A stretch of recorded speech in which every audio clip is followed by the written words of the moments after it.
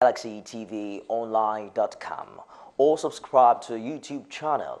It's youtube.com/galaxytv Nigeria. You can also reach us via Facebook page at facebook.com/galaxytv or tweet to us at galaxytv. Don't forget to tag us on our Instagram page at official galaxytv. All of our social media platforms are user-friendly and can always accommodate your live updates and your comments. As part of the legislative mandate of the 8th Assembly, the executive arm of government has been asked to declare state of emergency on security over the spate of deadly attacks in the country by suspected herdsmen. The lower chamber also resolved to set up an ad hoc committee mandating it to visit the Benue region in order to investigate the root causes of the crisis between the herdsmen and farmers in the state. The resolution was reached by the House sequel to a motion jointly sponsored by Honorable Babatunde Gabriel from Ekiti State and Honorable Dixon Takigia from Benue State during plenary session at the Green Wing of the National Assembly. I rise with a mourning and bleeding heart to present this motion of national importance that has to do with the need to investigate, with the need for the federal government to declare a state of emergency on security over spate of deadly attacks in the country by suspected herdsmen. The state that borders between Benue, Nasarawa, and Taraba states are porous, thereby leading to continuous incessant attacks by the armed herdsmen. They have resolved that the federal government should show commitment to the Benue State anti-open grazing law by compelling relevant security agencies to comply with the enforcement and implementation of the law, and to also provide security around the border communities in the state. The federal government should urgently direct NEMA and other relevant agencies concerned with the supply of relief materials to provide relief materials to people involved in the crisis and those in the refugee camps. Lawmakers who spoke from different perspectives on the motion maintained that government needs to put measures in place to prevent a reoccurrence. Integrity of the upright shall guard them, while perverseness of transgressors shall destroy them. This is the time for us to look at this motion very sensitively. Why am I saying this? This motion has to do with the lives of the people that we are governing. We as a people and the leaders of Benue, we took our time to visit the local governments that were affected. As a matter of fact, last week, when it happened, we were in Benue as members of the...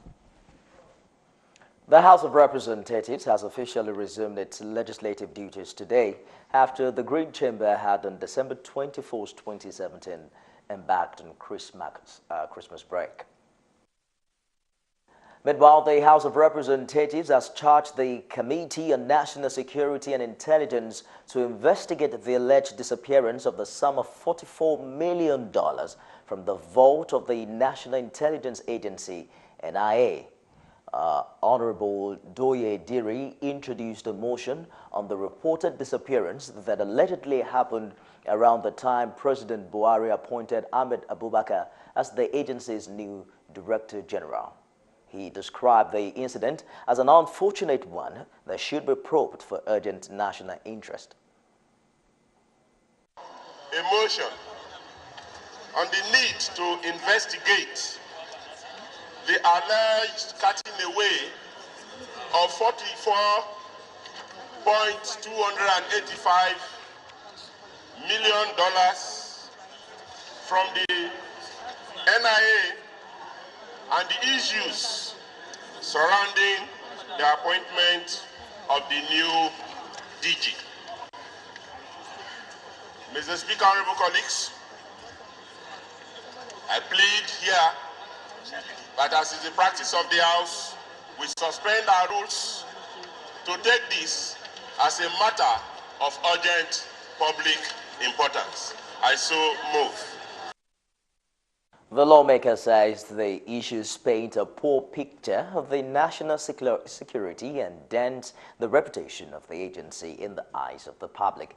Dere described the incident as a monumental embarrassment, especially as it's coming on the heels of the controversial Ikoyi loot that led to the dismissal of the agency's former DG, Ayodele Oke.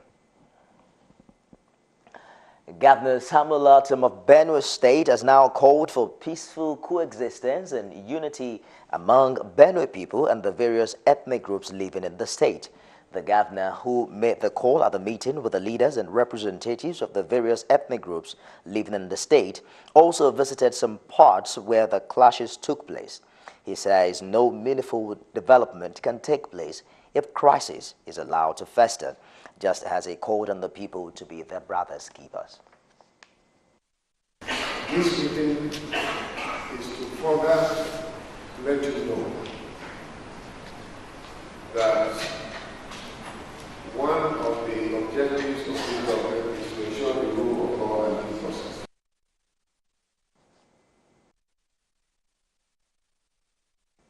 Meanwhile, the security expert Roy Oyigdeve has implored the federal government and Nigerians not to politicize the Fulani herdsmen killings in Benue, as well as other parts of the country.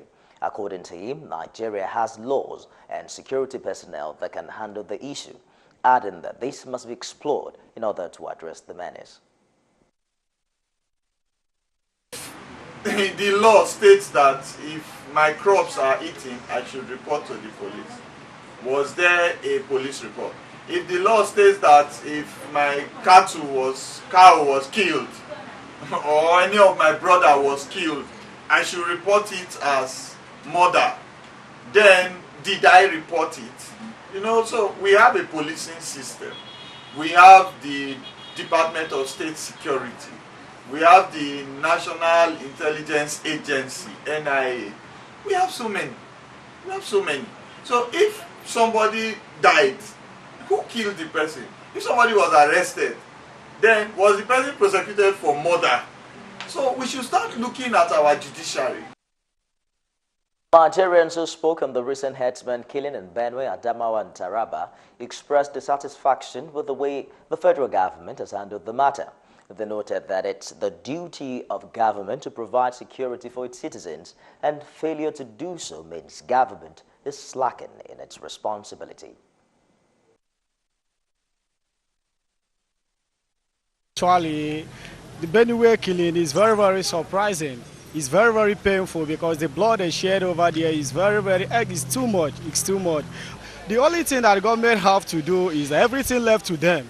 They hold the key of everything and they hold the knife. Anyone they caught, the person will be able to eat. What I'm insinuating is that the government and Mr. President, please and please, the blood of our people they have shared is a love. Please, you people should do something and save a lot of souls, because the people that were lost in Benue State is excess. Please, let them do something. Please. That's what I have to say. So, there's nothing we human beings can do. If the government wants to stop this killing, you have to motivate some forces, either from the federal level or from the state level, to hold that place to a maximum point, not for killing human being. Killing human being is irrational. It's not good at all. So it's the government that has the final conclusion.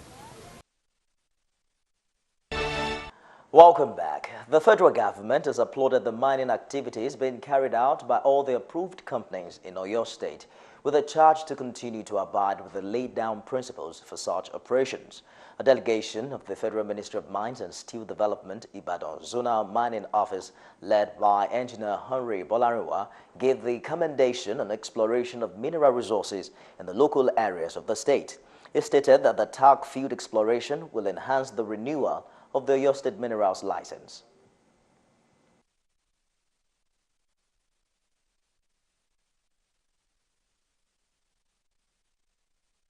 So what we saw there, at least they are still about to ensure that at least there is exploration activities in process.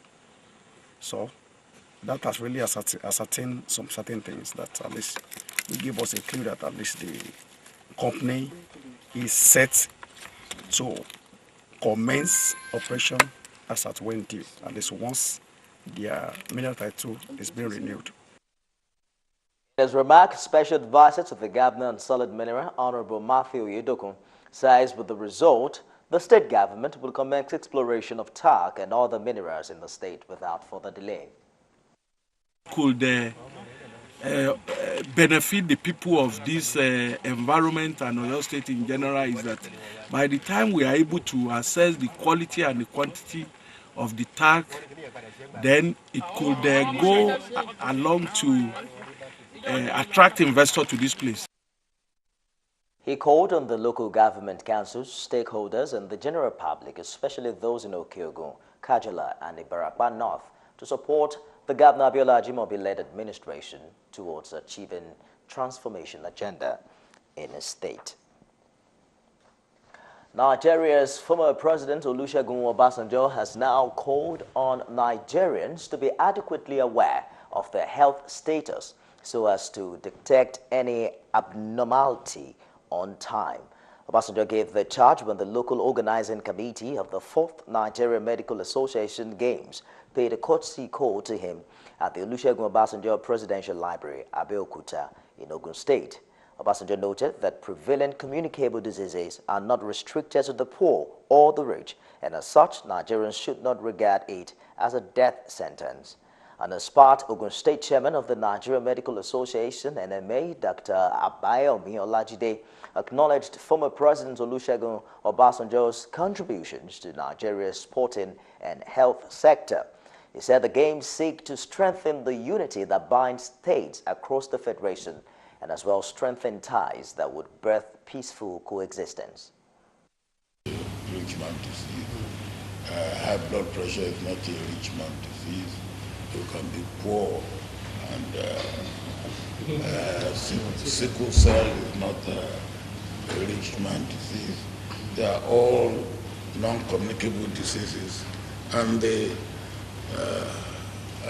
do not know social limit, whether you are rich or poor. Because any disease that cannot be cured can be managed once you know you have it and you are not careless about it. One, we believe that the spirit of sportsmanship, it is one spirit that is alive in this country. It is during sport that even people that are at war, they come together to embrace one another. We believe that this sport, hosting this sport, will bring peace, further peace to the intra and interprofessional relationship and harmony within the health sector. We also believe that sport will bring national development. It can fast track national development.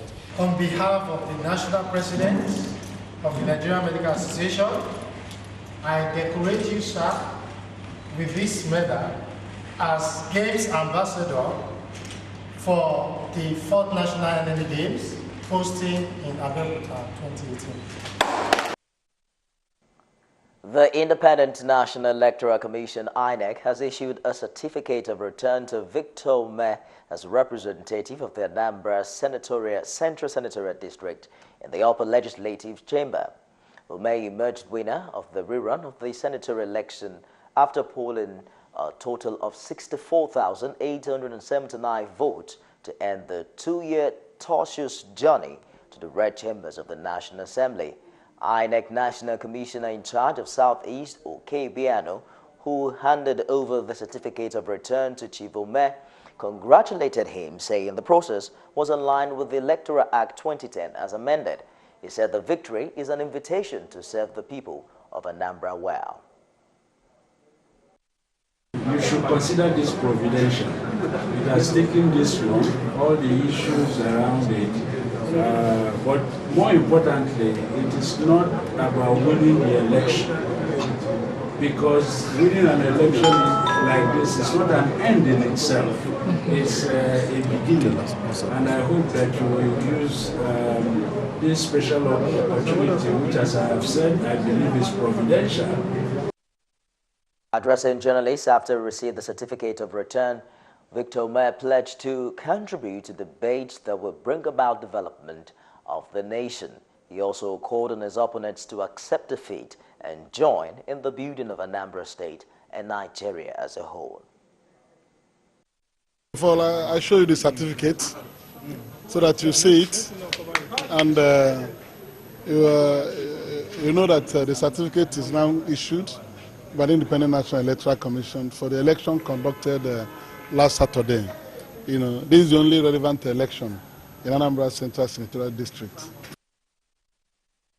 APC came a distant second with 975 votes, while the candidate of Progressive People's Alliance came third with 116 votes.